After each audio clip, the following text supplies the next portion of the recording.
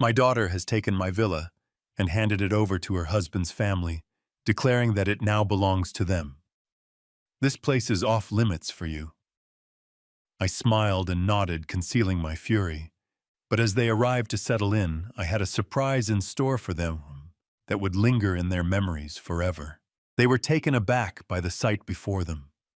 A twist of betrayal ignited a quest for revenge, as justice emerged from an unforeseen source, altering the course of lives forever. Before we move forward, we'd love for you to subscribe to the channel and share your location in the comments below. I shut the car door with a decisive thud and picked up my weekend bag, envisioning the peaceful moments that awaited me by the lake. 3 days of tranquility at my villa, just what I craved after another demanding week of overseeing the San Diego properties. The 2-hour drive from the city proved to be worthwhile, as the sight of Lake Tahoe's crystal-clear waters was a breathtaking reward.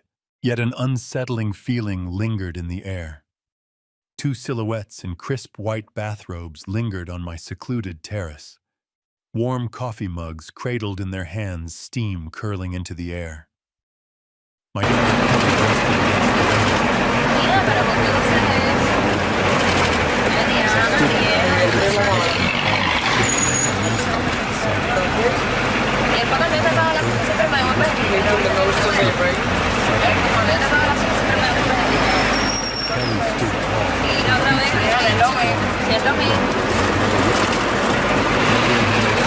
Teenage moments had she regarded me with such icy indifference.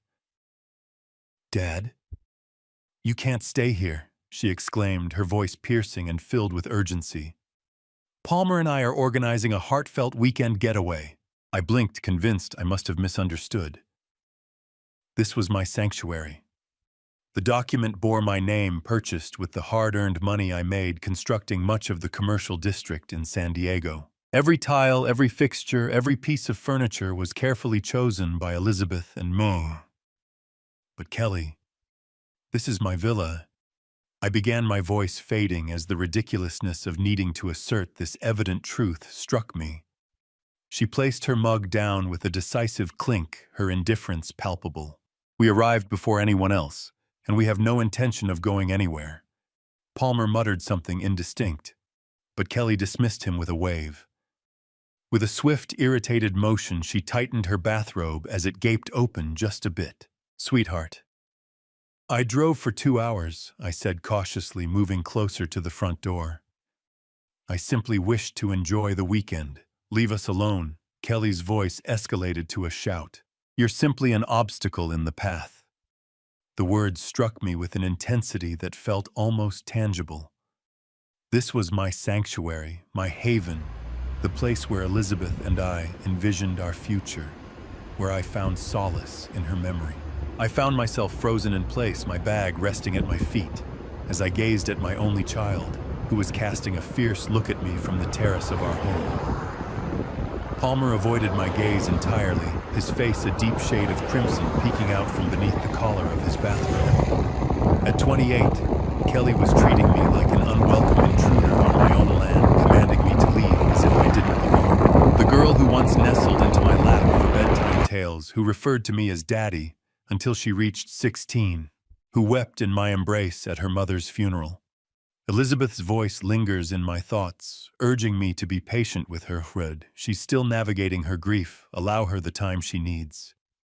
For 3 long years, I had offered her my unwavering patience, my deep understanding, and my relentless efforts to adapt to her ever-changing moods and expectations. And this was the outcome of my devotion. "All right," I heard myself say, the word lingering like bitterness. "All right. I'll go." I lowered myself to retrieve my bag, my knees protesting with a weight of feeling. At 62, I found myself being treated like an afterthought by my own daughter. "Good," Kelly exclaimed. "Next time, please call ahead. Next time, please give me a call before using my property." I made my way back to my car, my legs shaky and uncertain each step, feeling like a withdrawal from a conflict I hadn't realized I was meant to engage in. From behind, Kelly's voice reached me gentler this time, as she chatted with Palmer about their dinner plans. The engine roared to life with a seamless hum, a testament to German craftsmanship, dependable as ever, in stark contrast to the unpredictability of family, it seems. I eased out of the driveway, my fingers clutching the steering wheel with such intensity that my knuckles turned pale. In my rearview mirror, I noticed Kelly and Palmer sinking back into their chairs, as if they were already dismissing my presence. My daughter lifted her coffee mug, a gesture that could have been a toast, or perhaps a poignant farewell. The journey back to San Diego unfolded before me, vast and desolate. I'd be driving home in a state of despair, feeling like a failure, just as Elizabeth always feared I would, just as I often found myself doing. On a quiet Monday evening, I sat in my study, cradling a cup of lukewarm coffee and reflecting on the leftovers of a solitary dinner. 3 days had slowly passed since the shameful events at the villa on Friday. On Saturday, I flinched at every ring of the phone, hoping for Kelly to reach out with some sort of explanation. Sunday unveiled the unsettling truth that perhaps I had always been too hasty to give in. The piercing ring of the phone shattered my concentration. Father Kelly's voice lacked the warmth I had longed for. Chilly, pragmatic. Pay close attention. Palmer and I have come to a decision. The villa has now been passed down to his parents. My coffee mug turned into a block of ice just as I was about to take a sip. Excuse me, Kelly, could you clarify what you mean Carl and Margaret Thompson have made this place their own? Her words fell like heavy pebbles into calm waters. You are no longer allowed to go there. The leather chair let out a soft groan as I leaned in closer. Kelly, have you completely lost your senses? You can't simply take what belongs to me. Indeed, I have the ability, and I am taking action. Her voice cut through the air like a finely honed instrument. It's not something you utilize much, and they truly require adequate shelter. 3 decades of relentless 12-hour days dedicated to nurturing my construction business raced through my thoughts. Each struggle for permits, every challenging client, and all the sacrifices Elizabeth and I endured to make that dream home by the lake a reality. This is my villa. The words burst forth from me with unexpected intensity. I spent 30 years striving to purchase that home. Kelly's laugh was devoid of any joy. Your behavior is incredibly self-centered. After all we've sacrificed for you since our mother passed away. Something broke. All that you've done for me, my voice climbed to meet hers. I covered the costs of your wedding, your car, your college loans, and even that stylish apartment deposit. That's what fathers do, she interrupted me. Moreover, you find yourself in a place of solitude as the years have passed. What could you possibly want with a villa of that size, lonely and aged? The words struck me with the force of a punch, yet rather than collapsing, I sensed a resilience forming deep within my heart. Elizabeth's soft voice echoed in her mind, reminding her of the importance of patience. Yet she had never witnessed her daughter express such deliberate malice. Those are Kelly's parents, Palmer. Utterly unfamiliar to me, they've become family. And in contrast to you, they'll truly value what they receive. My fingers clenched around the phone, turning my knuckles pale with tension. No. The quiet lingered in the air, heavy and unbroken. I could almost sense her astonishment buzzing through the line. Could you please repeat that I firmly told you no, Kelly? No, that's not the answer. You simply cannot refuse my request. That villa is truly beneath you, don't you think? Her calm facade finally shattered, exposing a darker truth beneath. Palmer's parents are facing significant financial challenges while you seem to be holding on to property that you hardly ever use. The irony seared through her thoughts. In the wake of Elizabeth's passing, I found myself returning more often, drawn to the sanctuary of our happiest memories. Kelly was fully aware of this. They can discover their own housing solutions, I remarked, taken aback by the calmness in my own tone. It's hard to fathom the extent of your self-centeredness lately. Kelly's voice rose, teetering on the edge of panic. Your mother would be disappointed in you.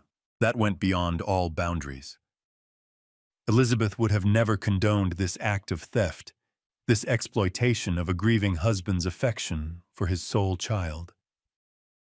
Your mother would be appalled by the person you've turned into, I murmured softly.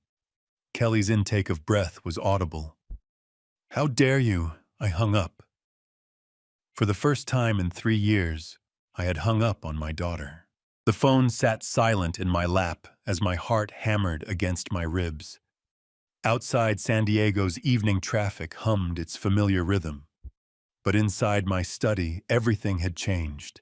The phone rang again immediately. Kelly's name flashed on the display. I turned it off. Sleep remained elusive that night. I sat in my leather chair until well past midnight, replaying every word of Kelly's outrageous demand. The silence in my study felt different now, not peaceful but charged with possibility. By morning, something fundamental had shifted inside me. Tuesday brought clarity with the sunrise. I made coffee, retrieved my laptop, and began researching property law with the methodical precision that had built my construction empire. California statutes, transfer requirements, documentation needs information. I'd learned decades ago but never imagined needing against my own daughter. The phone buzzed with text messages throughout the day. Kelly, of course. Dad, we need to talk about yesterday. Then don't be stubborn about this. Finally, Palmer's parents are coming to see the villa this weekend. I deleted each message without responding. Wednesday morning, I drove to my attorney's office downtown. Marcus Chen had handled my business transactions for 15 years, a sharp mind wrapped in diplomatic courtesy. His corner office overlooked the harbor floor-to-ceiling windows, framing sailboats that danced across the bay. Fred. Marcus rose from behind his mahogany desk, extending a firm handshake. Good to see you. How can I help? I settled into the familiar client chair, the leather still creaking, in exactly the same spot as always. I need to discuss property protection strategies. Marcus raised an eyebrow, but remained professionally neutral. Commercial or residential, residential. The Lake Tahoe Villa. I paused, choosing my words carefully. Someone is attempting to claim ownership rights they don't possess, family member. The question hit like a diagnosis I wasn't ready to hear. Yes. Marcus nodded slowly, his expression growing more serious. That complicates things.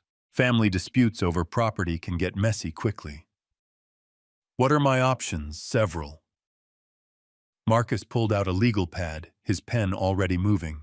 First, we ensure your ownership documentation is ironclad. Second, we can establish additional protective measures. Trusts, LLC structures, whatever makes sense for your situation. How quickly depends on complexity. Basic documentation. Review a few days more, sophisticated protection, 2 to 3 weeks. I thought about Kelly's text message. Palmer's parents coming this weekend. I may not have that long. Marcus set down his pen, studying my face with the intensity that made him excellent at reading clients and juries alike. Fred is someone trying to force you off your own property. The question hung between us like an accusation. When I nodded, Marcus's professional demeanor hardened into something more personal. Then we start immediately. I'll need copies of all deeds, transfer documents, anything related to the property's ownership history. I can have everything to you by tomorrow morning. Good. Marcus made another note. And Fred, document everything. Conversations, threats, attempts at coercion. Contemporary records matter in these situations. Threats. Coercion, that legal terms for what my daughter had tried to do to me. The elevator descended toward the parking garage, each floor marking my distance from the life I'd known just days ago. At the lobby level, my reflection caught in the polished steel doors. A man who looked older than his 62 years, but with something new in his eyes, determination. My phone rang as I reached the car. Kelly again. This time I answered. Finally, her voice carried the sharp edge of someone accustomed to getting her way. "We need to resolve this childish nonsense. The only nonsense," I said calmly, "is your belief that you can steal my property." "Steal? How dare you use that word with me? What would you call taking someone's home without permission?" Kelly's pause lasted longer than usual. When she spoke again, her tone had shifted to something more calculated. "Dad Palmer's parents really are struggling financially. Margaret lost her job last month and Carl's pension barely covers their rent. A manipulation technique I recognized from her teenage years. Appeal to sympathy when demands failed. That's unfortunate. But it doesn't give them rights to my villa. You could be generous. Show some family spirit. Like the family spirit you showed me Friday at the villa." Another pause. "We were surprised to see you there. At my own property, you should have called first." The circular logic was dizzying. "Kelly, I'm not giving anyone my villa. That's final." "Fine," her voice cracked like a whip. "But Palmer's parents are still coming to look at it this Saturday. They've already made travel arrangements." The line went dead. I stood beside my car. Phone still pressed my ear, listening to the dial tone. Above me, San Diego's afternoon sky stretched endless and blue. The same sky that had watched me build everything I owned through decades of honest work. Saturday was 4 days away. The dial tone continued its mechanical hum. While I sat frozen in my leather chair, phone still pressed against my ear. Kelly's words echoed in the sudden silence. "Palmer's parents are still coming to look at it this Saturday. Look at it as if my villa were already theirs." Slowly, I lowered the phone and set it on the side table next to my forgotten coffee mug. The liquid had gone cold hours ago, a thin film forming across its dark surface. Outside, San Diego's evening traffic provided its familiar soundtrack. But inside my study, everything felt different. How long had this been happening? When exactly had I stopped being Kelly's father and become her personal bank account? The memories came flooding back with painful clarity. Kelly's wedding 2 years ago, she'd called it needing help with expenses. But I'd written a check for $15,000 without even asking for a budget breakdown. The casual way she'd accepted it, like I was an ATM dispensing expected cash, rather than her father making a significant sacrifice. Then Palmer's car troubles 8 months later. "Dad, we really need reliable transportation," Kelly had said. Her voice carried a particular tone of wind and other reflections.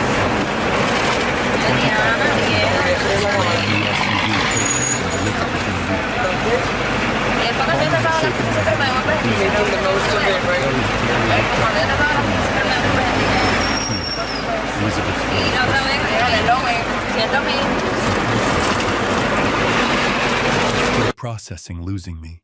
But Elizabeth had been dead for 3 years now, and Kelly's processing had morphed into something else entirely.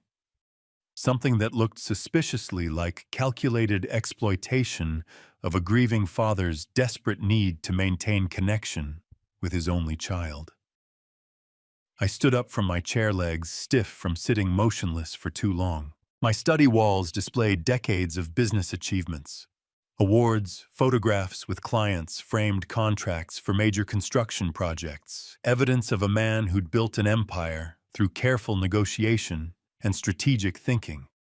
Why had I become such a pushover in my personal life? The answer sat in a silver frame on my desk, Elizabeth's photograph taken during our last vacation to the villa. She was laughing at something I'd said, her gray hair catching the Lake Tahoe sunlight. In the 3 years since her death, I'd said yes to every one of Kelly's demands, terrified that saying no might drive away the last family I had left. But family didn't steal from each other. Family didn't manipulate grief into financial opportunity. Kelly's graduate school expenses had totaled nearly $40,000 over 2 years. I'd paid every bill without question, even when she'd switched majors twice and extended her program. Her thank you calls had grown shorter and less frequent, eventually disappearing altogether, except when she needed something else. pattern recognition, a skill that had served me well in construction, bidding wars, and contract negotiations, applied the same analytical approach to Kelly's behavior, and the pattern became crystal clear. Each request had been larger than the last. Each expression of gratitude had been smaller. Each interaction had felt more transactional, less personal. I thought I was being a good father. Instead, I'd been training her to see me as a resource rather than a person. The wall clock chimed 8 o'clock. It sounded sharp in the quiet room.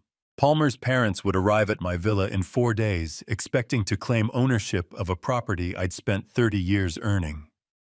They'd probably brought measuring tape and furniture catalogs, already planning how to rearrange my life's work to suit their comfort. Elizabeth's advice about patience had been sound when Kelly was genuinely grieving, but grief didn't last 3 years. Grief didn't plot to steal property from the person who'd provided endless financial support. Grief didn't hang up on a father after demanding he surrender his home to strangers. This wasn't grief anymore. This was greed. I picked up Elizabeth's photograph, studying her familiar smile.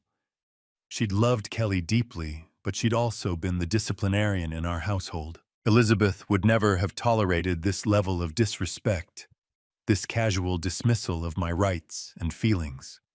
"What would you want me to do?" I asked her image quietly. The answer came immediately in my own voice rather than hers. "Stop being a victim."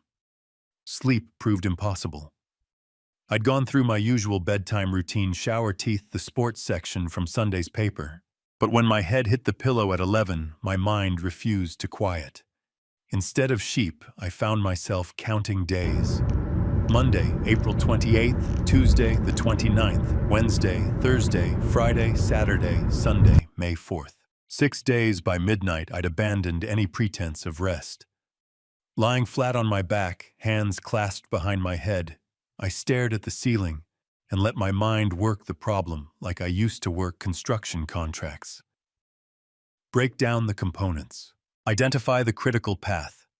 Calculate resources and timeline. Kelly had made a crucial tactical error. She'd given me an exact deadline.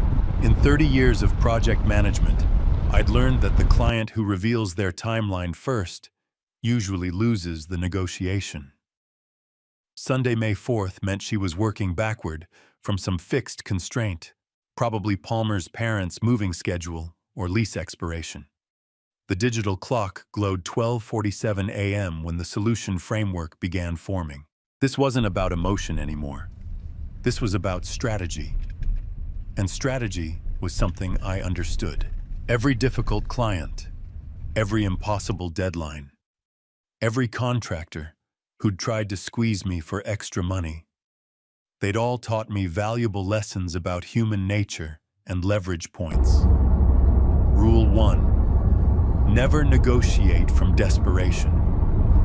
Kelly assumed I was desperate to preserve our relationship, which had been true for 3 years. But desperate men don't hang up on their daughters. Desperate men don't hire attorneys. Rule 2: information advantage wins deals. Kelly thought she knew everything about me, the grieving widower who couldn't say no to his daughter's demands. She had no idea about my conversation with Marcus Chen, no knowledge of the documentation review already underway. Rule 3: timing determines everything. 6 days felt rushed from her perspective, probably leaving little room for contingency planning.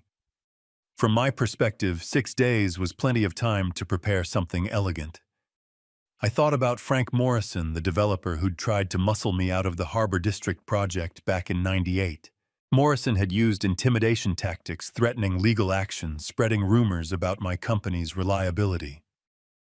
Sound familiar? I'd let him think his strategies were working, while quietly securing contracts with 3 of his biggest subcontractors. When his project timeline collapsed, I'd been ready with solutions. At premium rates, the parallel was almost perfect. Kelly thought she was pressuring me into surrender. Instead, she was giving me time to build the perfect trap. My phone buzzed with the text message. Kelly again, of course. Dad, Palmer's parents found a moving company for Sunday. Please don't make this harder than it needs to be. The presumption was breathtaking. She'd already arranged movers for my property. The sheer audacity actually impressed me from a business perspective. Always act as if the deal is already closed, even when you're bluffing. But I'd seen this move before. Tony Castellanos had tried the same tactic in 2003, showing up to my office with architectural plans for modifications to a property he didn't yet own. Tony had learned an expensive lesson about the difference between confidence and ownership rights. Kelly was about to learn the same lesson.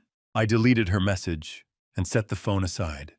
My mind was clicking through possibilities, now the same methodical process I'd used to turn a small contracting business into a multi-million-dollar enterprise. Resources timeline, desired outcome, acceptable risks. Resources substantial, financial assets, legal representation, 30 years of business relationships. And one crucial advantage Kelly didn't know about my neighbor Derek's technical expertise. Derek owed me a favor from last winter, when I'd helped him deal with a flooding issue in his basement. Timeline: 6 days to implement Sunday execution. Desired outcome: complete reversal of Kelly's power position, not just stopping her theft, but ensuring she understood the consequences of treating me like a victim. The clock read 1:23 a.m. when I finally smiled in the darkness. Elizabeth used to say I had a ruthless streak that emerged when someone pushed me too far. She'd seen it with competitors who tried to undercut my bids through questionable tactics, with suppliers who'd attempted to breach contract terms. "You're too nice 95% of the time," she told me once, "but that other 5% is absolutely terrifying." Kelly had never seen that 5%. She was about to get a masterclass. By 2 in the morning, the basic framework was solid. Tomorrow I'd approach Derek about the technical aspects. Wednesday, I'd finalize details with Marcus. Thursday and Friday for preparation and positioning.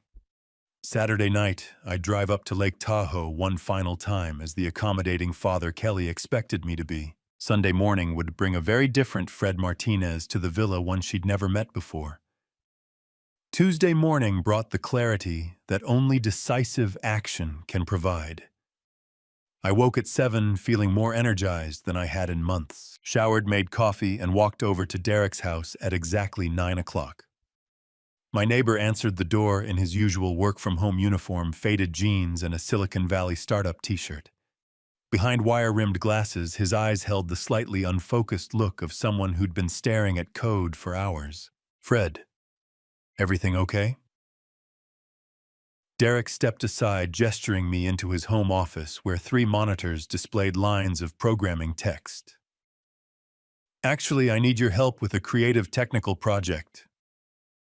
I settled into the chair beside his desk, noting the impressive array of gadgets and cables that filled every surface. Derek's eyebrows lifted with immediate interest. "What kind of project? You've definitely got my attention." "Home automation.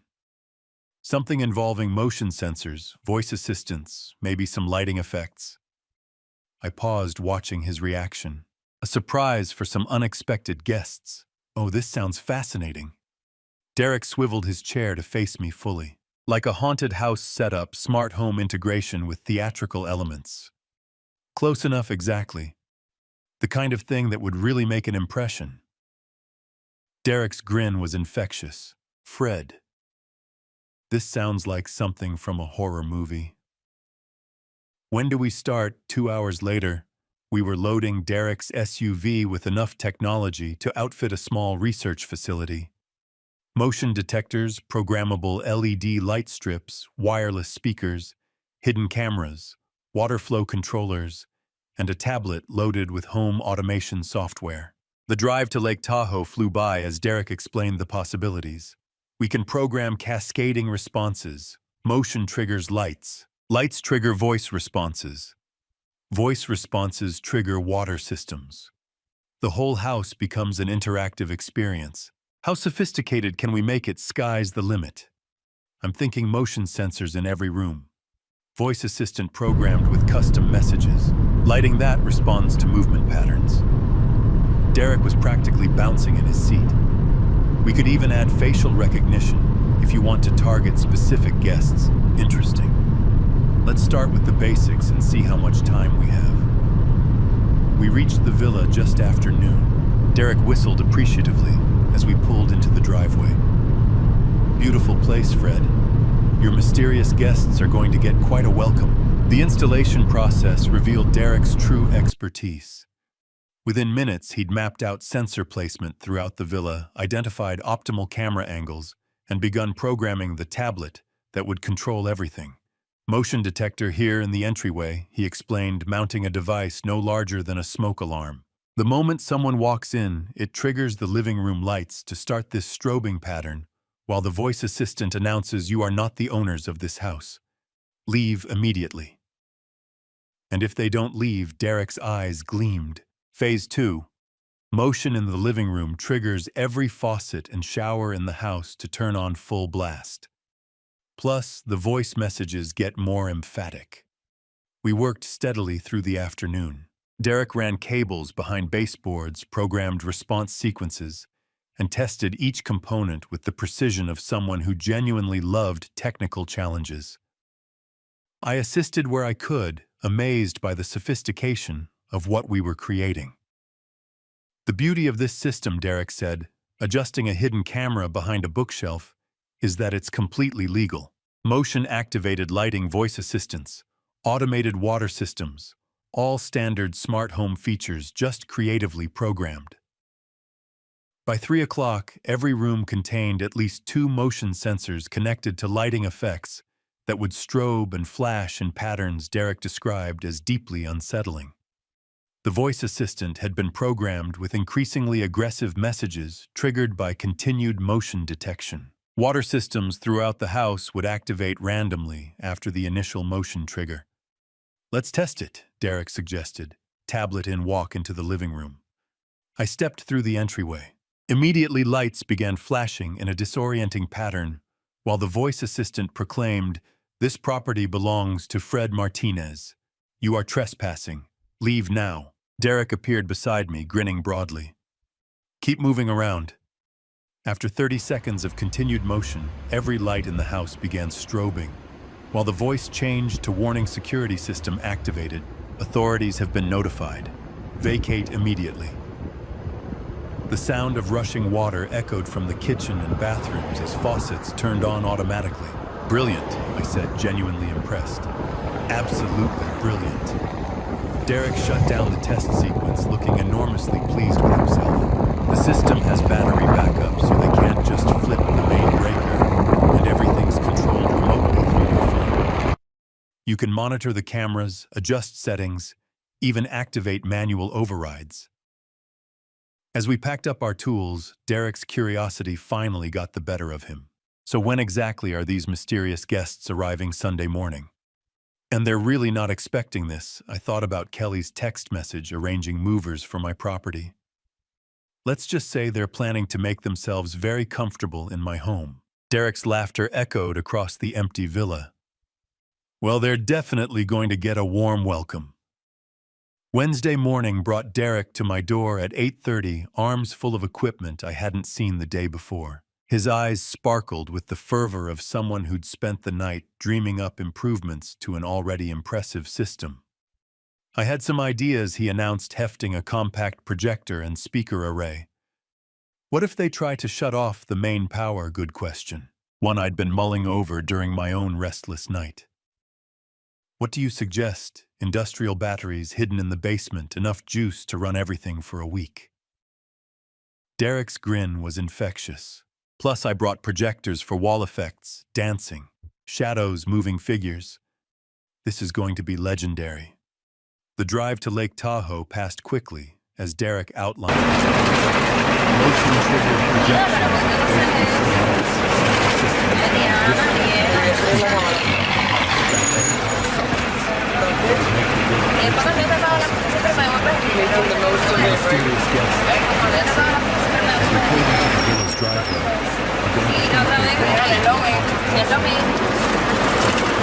we worked with focused intensity throughout the morning. Derek installed projectors in the main rooms, programming them to cast moving shadows across walls and ceilings. The effect, even in daylight, was genuinely unsettling. Dark figures that seemed to pace behind the furniture shapes that flickered just beyond peripheral vision. The beauty of this setup, Derek explained while calibrating a wall-mounted unit, is psychological impact. The human brain tries to find patterns in random stimuli. These projections will make them see things that aren't really there. Meanwhile, I focused on the audio enhancement. Derek had brought professional-grade speakers barely larger than smoke detectors, which he positioned throughout every room. The sound library he'd assembled was impressively disturbing. Footsteps in empty hallways, whispered voices creaking floorboards, whined that seemed to blow through closed windows. The system will layer these sounds randomly, Derek noted, fine-tuning the audio levels. Sometimes just one effect, sometimes multiple sounds overlapping. Keeps them guessing what's real. By noon, we'd transformed the peaceful villa into something that belonged in a psychological thriller. The backup battery system, cleverly hidden beneath the main electrical panel, would ensure uninterrupted operation regardless of attempts to disable the power supply. What about a warning sign, I suggested as we paused for lunch? Something to set the right tone when they arrive. Derek's eyes lit up. Brilliant. How about welcome to the house of the future? Enter at your own risk. Makes it sound like some kind of tech demonstration. We spent an hour crafting the perfect sign, professional-looking, mounted prominently on the front door. To casual observers, it would suggest an elaborate smart home showcase. To our unwelcome visitors, it would provide fair warning of what awaited inside. The afternoon was devoted to comprehensive testing and final calibration. Derek walked through each room while I monitored the control tablet, watching as motion sensors triggered cascading responses across every system simultaneously. Motion detected in entryway, Derek called out. Lights activating, projection system engaging, audio sequence starting. The strobe lights pulsed in disorienting patterns while ghostly shadows danced across walls. The voice assistant announced its stern warning about trespassing, while eerie whispers seemed to emanate from empty corners. Water began flowing from faucets and showers throughout the house. How long will this sequence run? I asked, genuinely impressed by the coordination continuously, while motion is detected with 30-second intervals if they try to hide or stay still. Derek beamed with professional pride. The system assumes anyone remaining inside is either authorized or stubborn. It adjusts accordingly. We conducted final tests in every room, ensuring seamless integrations between all components. The projectors synchronized perfectly with sound effects. Motion sensors covered every possible path through the house. The backup power systems remained invisible yet accessible for maintenance. As evening approached, Derek made final adjustments to the smartphone interface that would allow me to monitor everything remotely. Live camera feeds, system status updates, manual override controls, complete operational command from anywhere with internet access. This is honestly the most sophisticated home automation project I've ever worked on, Derek said, packing his tools with obvious reluctance to leave his masterpiece. Your guests are going to get the surprise of their lives. Standing in the doorway, I surveyed our handiwork one final time. The villa looked exactly as it always had, peaceful, welcoming, serene. But beneath that familiar surface lay a technological web that would respond to unwelcome visitors with relentless, inescapable intensity. Thank you, Derek. This is absolutely perfect. Derek's laughter echoed across the empty villa as we locked up and headed to our cars. I almost feel sorry for whoever shows up here Sunday. Almost. Sunday, May 4th, the day Kelly had chosen for her final victory. I positioned myself in my study at 2 o'clock sharp. 3 monitors glowing with camera feeds from the villa. The peaceful afternoon at Lake Tahoe looked deceptively serene through the high-definition lenses Derek had installed throughout my property. Birds moved between pine trees. Sunlight sparkled on the lake surface. No hint of the technological web waiting beneath the villa's innocent facade. My phone lay beside the keyboard, its screen showing the home automation app that controlled every system Derek and I had so carefully integrated. Motion sensors armed, audio systems ready, lighting arrays programmed, water controls activated, projection systems loaded with their unsettling choreography. Everything had tested perfectly during our Wednesday completion run. Now came the real performance. At 2:28 p.m., a dark blue minivan appeared on the approach road camera exactly as Kelly had promised. My daughter's punctuality had always been one of her more reliable traits. Useful in school, devastating in manipulation, and perfect for revenge planning. Right on schedule, I murmured, adjusting the monitor angle for optimal viewing. The vehicle pulled into my driveway with casual confidence, as if the occupants owned every stone in the path. Kelly emerged from the passenger side first, her dark hair catching the afternoon light as she stretched and surveyed what she clearly believed was now her family's property. Palmer climbed out from behind the wheel, already moving to help his parents with their luggage. Carl and Margaret Thompson looked exactly as I'd imagined. Retirement-aged, slightly weathered, but moving with the eager anticipation of people who'd just received an unexpected gift. Margaret clutched a large purse and what appeared to be house slippers, ready to make herself comfortable in someone else's home. They gathered at the back of the minivan, unloading suitcases and boxes with the efficiency of a permanent relocation. Not a weekend visit, not a temporary arrangement. A complete takeover of my villa executed with the casual confidence of people who believed their victim was too weak to resist. Kelly pointed toward the front entrance, speaking animatedly to her in-laws.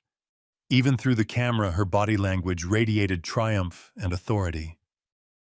Palmer nodded along, occasionally glancing up at the villa's windows, as if mentally cataloging which rooms his parents might prefer. They approached my front door as a unified group, 4 people absolutely certain of their right to claim my property.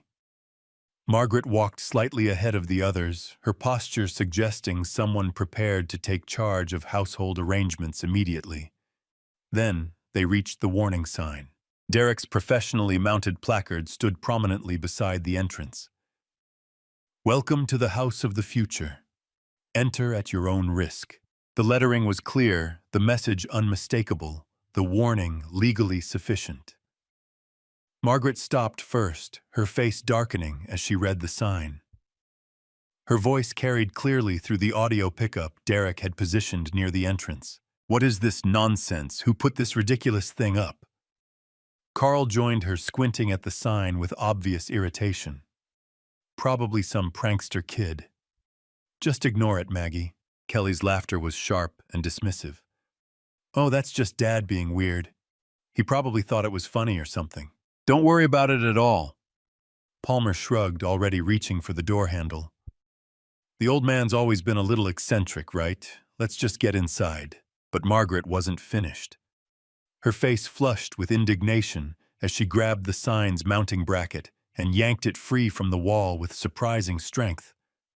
The professional installation Derek had spent an hour perfecting came apart in seconds, the placard clattering to the ground. "There," Margaret declared, kicking the fallen sign aside. "I won't have some silly warning ruining our first day in our new home," Kelly applauded. "Perfect. You're absolutely right, Margaret. This is your house now." Through my monitors, I watched them step over the destroyed warning sign and approach my front door. 4 people who had just demonstrated complete disrespect for my property, my message, and my right to set boundaries in my own home. Fair warning given. Fair warning rejected with contempt. Palmer inserted the key Kelly had obviously provided, probably copied from the spare I'd trusted her with years ago. The lock turned smoothly, the door swung open, and my daughter led Palmer's parents across the threshold of my villa like a conquering general claiming territory. "Make yourselves completely at home," Kelly announced, her voice echoing through the entryway. "This place is yours now." Margaret's delighted gasp was audible through the speaker system. "Oh, it's even more beautiful inside." "Kelly, I can't believe how easy this was. Some people are just natural pushovers." The motion sensors registered their presence immediately, red indicators lighting up across my monitoring system. 4 targets inside the villa systems armed and responsive, all technological elements ready for activation. I leaned back in my leather chair, finger hovering over the smartphone screen that would begin their education in respect for other people's property. Not yet, let them get comfortable first.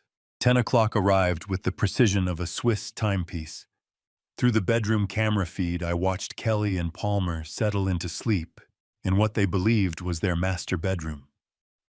The guest room monitor showed Carl and Margaret already unconscious, exhausted from their day of claiming my property. Perfect timing for their technological awakening. My finger hovered over the master activation control Derek had programmed into my smartphone. One touch would unleash every system we'd so carefully integrated throughout the villa. Motion sensors, armed audio sequences, loaded projection systems ready.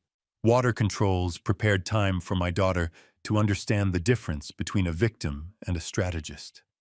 I pressed execute. The transformation was instantaneous and magnificent. Every light in the villa began strobing in coordinated patterns. Rapid flashes of red, blue, and white that turned the peaceful bedrooms into disorienting disco environments. Simultaneously, water erupted from every faucet, every shower creating a thunderous symphony of rushing liquid throughout the house. Kelly bolted upright in bed, her silhouette visible against the chaotic lighting. Palmer scrambled beside her, both of them shouting questions that couldn't be heard over the technological assault. Then the voice assistant joined the performance. Attention, unauthorized intrusion detected. The announcement boomed from hidden speakers throughout the villa. You are not the owners of this house. Leave the premises immediately. Through the guest room camera, I watched Carl and Margaret stumble from their bed in terror. Margaret's scream was clearly audible through the audio feed as dancing shadows began projecting across the walls. Ghostly figures that seemed to gesture and move with supernatural purpose. Carl, do something. Margaret's voice cracked with panic. I don't understand what's happening, Carl replied, his words barely audible over the rushing water and strobing lights. The beauty of Derek's programming became apparent as the systems cascaded in perfect coordination. Motion sensors detected their frantic movement between rooms, triggering additional audio warnings and intensifying the visual effects. The more they ran, the more aggressive the house became. Kelly appeared in the hallway camera feed, her hair disheveled, her confident demeanor completely shattered. This is impossible. Houses don't do this. Palmer stumbled behind her, trying to reach what he thought was the main electrical panel. Where's the breaker box? We need to shut this off. But Derek's backup systems were performing flawlessly. Even if they found the electrical panel, the battery systems would maintain operation for days. The villa had become technologically autonomous, responsive only to my remote commands. Warning security protocols activated, the voice assistant announced again. Unauthorized occupants will be removed. Margaret appeared in the living room camera, her face twisted with terror as projector-generated shadows danced around her. This place is haunted. We have to leave. The door-locking sequence activated as Palmer reached the front entrance. Derek had programmed a 30-second delay, not long enough to trap them, but sufficient to create claustrophobic panic.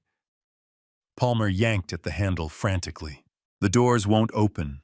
What kind of system is this? Through my monitors, I watched 4 people who had confidently invaded my property, now reduced to terrified, confused victims of technology they couldn't understand or control. Kelly, who had dismissed me as weak and accommodating, stumbled through strobing lights, while invisible speakers whispered around her. Palmer, who had planned to solve his parents' problems with my villa, couldn't even solve the mystery of a smart lock.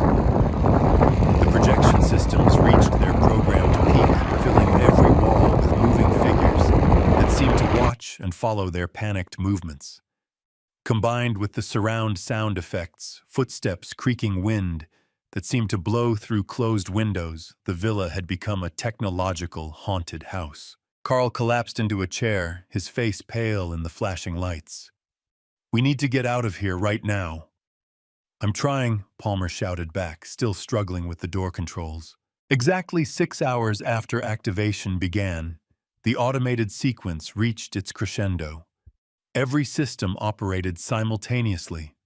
Lights, water, sound projections, and voice warnings creating a sensory overload designed to overwhelm any rational thought process. Kelly stood in the center of the living room, turning in circles as shadows danced around her, and water rushed from unseen sources. The confident woman who had ordered me off my own property now looked like a lost child in a technological nightmare. Dawn light began filtering through the windows as the door locks finally disengaged. Palmer yanked the entrance open, and all four of them stumbled toward the exit in complete psychological defeat. My phone began ringing as they reached their minivan. Kelly's name appeared on the display. The phone rang at exactly 7:30, cutting through the peaceful morning silence of my study.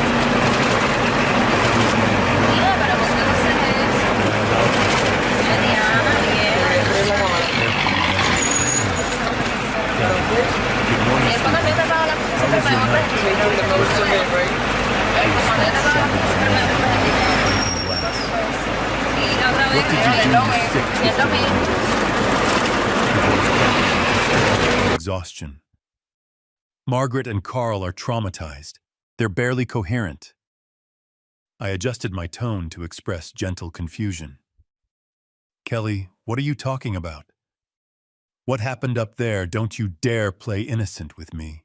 Each word trembled with rage. The house went completely insane. Lights flashing everywhere. Water pouring from every faucet. Voices screaming at us to leave. Fascinating. Derek's coordination had worked even better than anticipated. "That sounds absolutely terrifying," I replied, allowing genuine concern to creep into my voice. "Did you call someone for help?" "We called the police." Kelly's voice cracked. "They came out at 6 this morning, searched everything, found nothing wrong. They said it was probably just some kind of technical malfunction." Perfect. The beauty of smart home technology. Completely legal, utterly deniable. "Well, that's a relief," I said reasonably. "At least you know there wasn't any real danger." Real danger. Kelly's scream was so loud I had to hold the phone away from my ear. We didn't sleep for 8 hours. Carl collapsed twice. Margaret won't stop crying. I made sympathetic clicking sounds. "I'm so sorry you had such a frightening experience. These modern electronic systems can be very unpredictable. Stop mocking us." The desperation in her voice was almost musical. "This wasn't some random malfunction, and we both know it. Kelly, I'm genuinely concerned about you. You sound extremely stressed." I paused, then added with perfectly calibrated innocence, "Maybe the house just doesn't like strangers staying there." The silence stretched for 10 seconds. When Kelly spoke again, her voice had dropped to a dangerous whisper. "I know this was you. Somehow, some way, you orchestrated this whole nightmare." "Me?" I laughed gently. "Kelly, I was here in San Diego all night. How could I possibly control systems at the villa from 200 miles away?" "You're some kind of tech genius now, is that it, actually?" Derek was the tech genius, but I saw no reason to enlighten her about my collaborative advantages. "Sweetheart, I can barely operate my television remote. You know that." Kelly's breathing grew ragged as she grappled with the impossibilities of proving her suspicions. "The police said everything appeared to be functioning normally when they arrived." "There you go. Must have been a power surge or something. A power surge that lasted 8 hours that created voices and moving shadows." I allowed a note of gentle concern to enter my voice. "Kelly, are you sure you didn't imagine some of these things? Stress can cause hallucinations, you know." "Hallucinations," the word exploded from her throat. 4 people had the same hallucinations. Simultaneously. Group hysteria is a documented psychological phenomenon. Kelly's strangled sob was clearly audible through the connection. For 3 years, I'd been the one making desperate phone calls, begging for understanding, receiving dismissive responses. The symmetry was deeply satisfying. "We're never coming back," she declared, trying to inject strength into her shaking voice. "Never. The villa is yours. We don't want anything to do with that cursed place." "That's probably wise," I agreed mildly. "Sometimes houses develop personalities, especially when they feel their boundaries have been violated. You can't get away with this. Somehow we'll prove it was you." "Prove what exactly?" "That you had a bad night involving what the police determined was a technical malfunction." Kelly's silence stretched long enough that I wondered if the call had dropped. When she finally spoke, her voice carried the hollow quality of complete defeat. "I underestimated you. You underestimated a lot of things, Kelly. This isn't over." "Actually," I said quietly, "I think it is. You got exactly what you asked for, a night in my villa. I hope the experience was educational." The line went dead.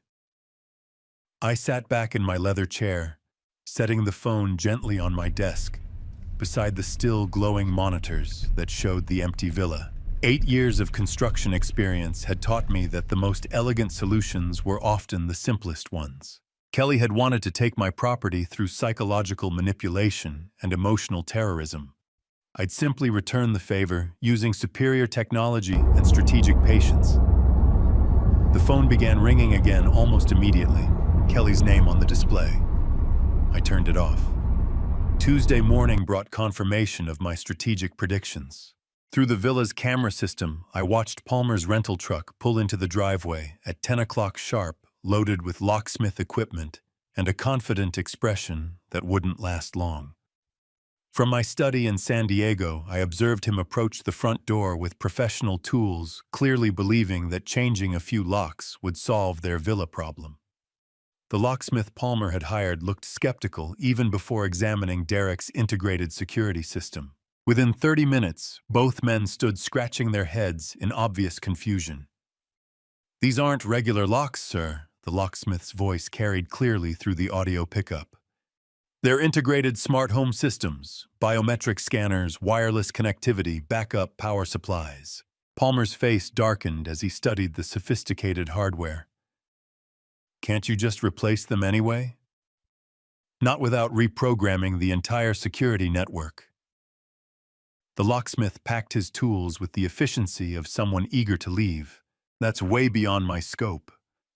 You'd need a tech specialist who understands home automation systems. And Derek Collins was the only such specialist within 200 miles who had intimate knowledge of this particular installation." I made a mental note to thank him again meant for his thorough work. Palmer stood alone in my villa's entryway. After the locksmith drove away, his shoulders sagging with the weight of technical defeat. Through the camera, I watched him kick futilely at the doorframe before returning to his truck for the long drive back to San Diego. The rest of my Tuesday passed in pleasant anticipation. Kelly would receive Palmer's failure report around 4 o'clock. By evening, desperation would drive them to my doorstep for a final confrontation. 30 years of managing construction projects had taught me to recognize when opponents realized they were outmaneuvered. 8 o'clock brought the sound of car doors slamming in my driveway. Through the window, I observed Kelly and Palmer approaching my front door with the aggressive posture of people who had exhausted rational options.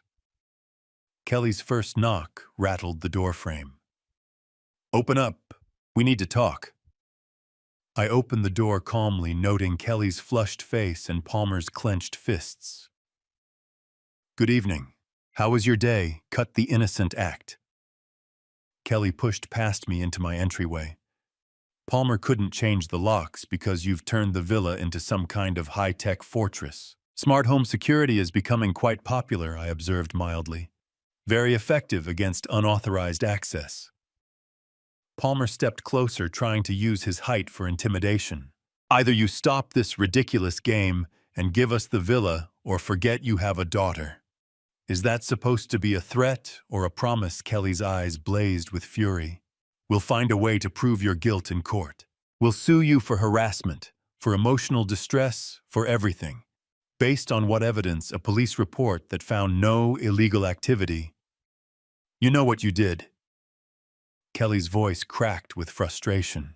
Somehow you orchestrated that whole nightmare, and we'll prove it. I leaned against my doorframe, completely relaxed. Prove that you experienced what the police determined was a technical malfunction. Good luck with that. Palmer tried a different approach. Look, Fred, be reasonable.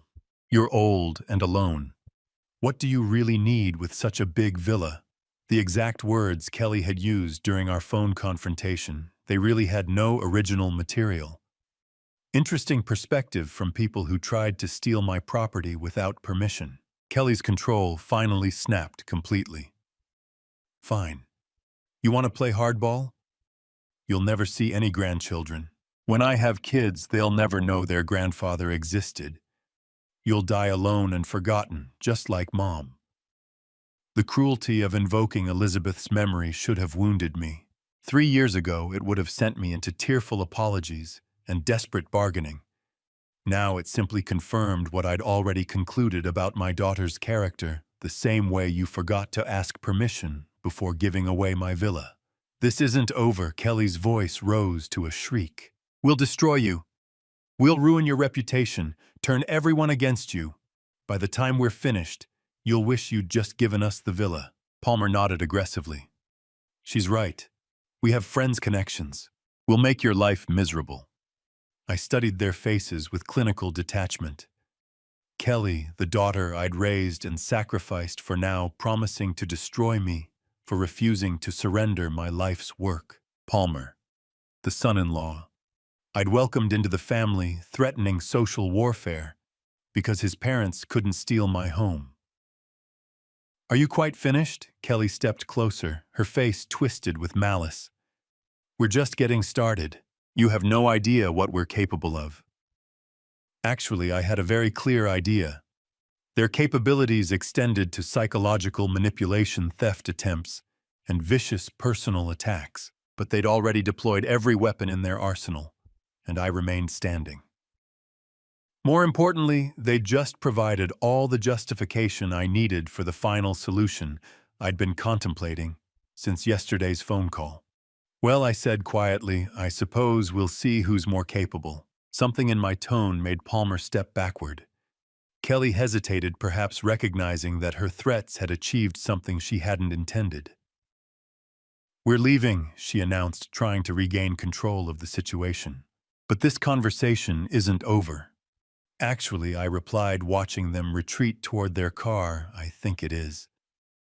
I closed the door and walked back to my study, where Elizabeth's photograph waited on my desk. Tomorrow I would make some phone calls. Marcus Chen first, then a few other professional contacts. Kelly thought she understood warfare. She was about to learn the difference between tactics and strategy. Wednesday morning brought the moment I'd been orchestrating since Kelly's first phone call. At 10 o'clock, I sat in Bradley Walsh's conference room, watching my daughter and her accomplices file through the door with the aggressive confidence of people who believed they held winning cards. Bradley, my notary for 15 years, had prepared everything according to my Tuesday night instructions. Legal documents lay spread across the polished table like evidence in a trial, which in many ways this was. Kelly took the chair directly across from me, her jaw set with determination. All right, Dad, we're here to resolve this villa situation once and for all. Palmer positioned himself beside her, arms crossed in what he probably thought was an intimidating pose. Carl and Margaret Thompson settled into chairs along the wall, their expressions mixing hope with lingering trauma from Sunday's technological experience. I appreciate everyone coming, I said calmly. Bradley has some important information to share. Kelly's eyes narrowed, cut the formalities. We want the villa transferred to Palmer's parents immediately. No more games, no more delays. Actually, I replied, I'm afraid that's impossible. Palmer leaned forward aggressively. Nothing's impossible if you just sign the papers. We've been patient long enough. You misunderstand. I gestured to Bradley, who cleared his throat with professional precision. I no longer own the villa. The silence stretched for 10 seconds. Kelly's face began changing color. What exactly does that mean? Palmer demanded. Bradley opened the top folder on his desk. Mr. Martinez transferred ownership of the Lake Tahoe property to the Second Chance Foundation for homeless assistance. The transfer was completed Monday morning and is completely legal. Kelly's voice cracked like breaking glass. That's impossible. You had no right. I had every right to transfer property I owned, I said quietly. Everything is legally documented and irreversible. Palmer's confident posture collapsed. But we had an agreement. Kelly said the villa was ours. Bradley's professional tone never wavered. Mr. Martinez can only transfer property he actually owns. The foundation owns the villa now. Kelly shot to her feet, her chair scraping against the floor. You can't do this to us. We need that villa. You tried to steal it, I observed. This seemed like a more appropriate solution. Margaret Thompson's voice wavered with confusion. What does this mean for us? Where will we live? You'll have to make other arrangements, I said, just as you expected me to do when you tried to evict me from my own property. Kelly's hands trembled as she gripped the table edge. This is just spite, pure revenge. This is justice. I met her eyes steadily, and it's permanent. Palmer's face had gone ashen as the financial implications hit him. Our plans, our future. We counted on that villa to solve our problems. Perhaps you should have asked permission before making those plans. Bradley spread additional documents across the table. The charitable transfer includes a lifetime usage clause for Mr. Martinez as the donor. He retains full access to the property until his death. Then nothing changes for you. Kelly's voice climbed toward hysteria. You still get to use it. Everything changes, I corrected. You no longer have any claim to it, ever. Carl Thompson spoke for the first time, his voice small and confused. So we get nothing after everything. After attempting to steal my property through psychological manipulation and threats, that's correct. Kelly slumped into her chair, the determination fading from her expression as the truth washed over her. When did you accomplish this on a Monday morning right after your encounter with technology? The moment struck her with an overwhelming force. Monday, following the villa incident, yet preceded each threat, each demand, each lost its weight the instant she uttered it. This was something that had always anticipated.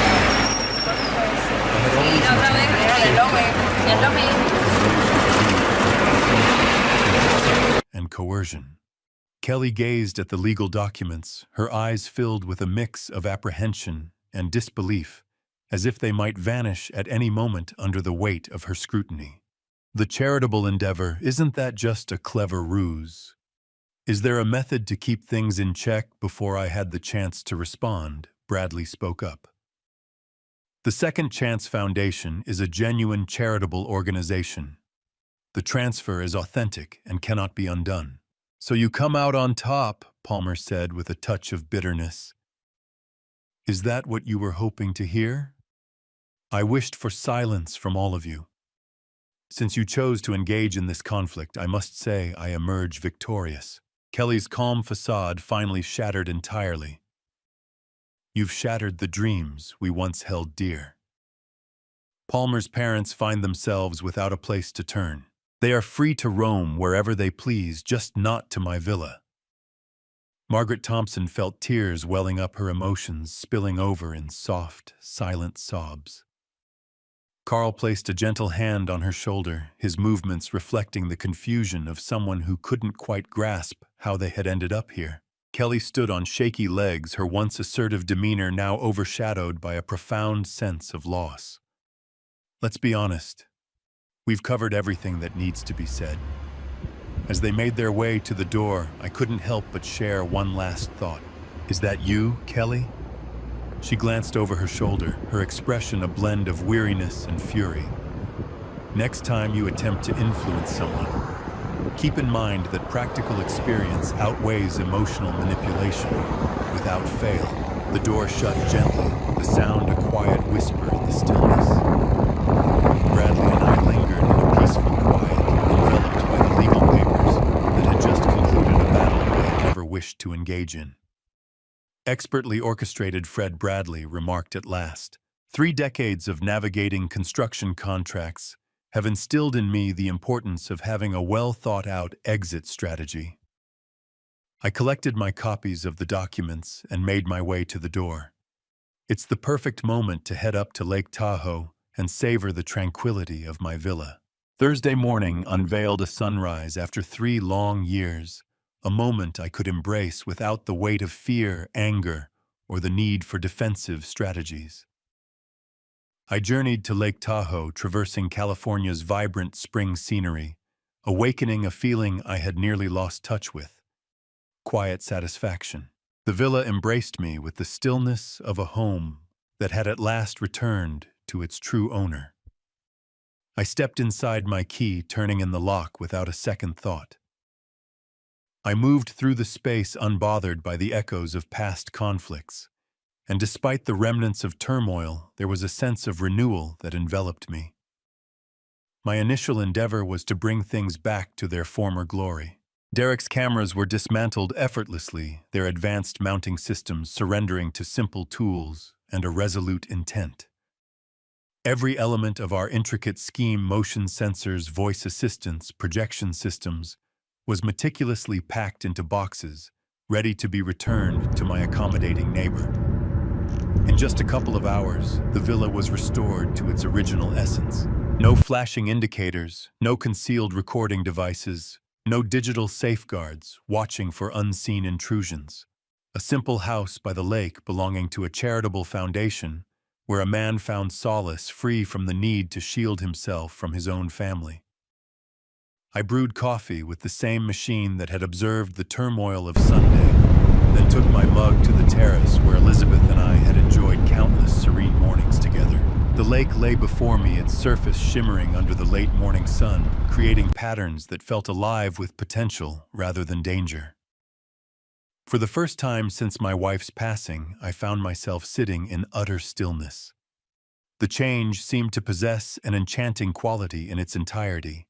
3 years ago, I found myself a shattered widower, mistaking love for surrender, kindness for frailty, and family loyalty for the acceptance of mistreatment.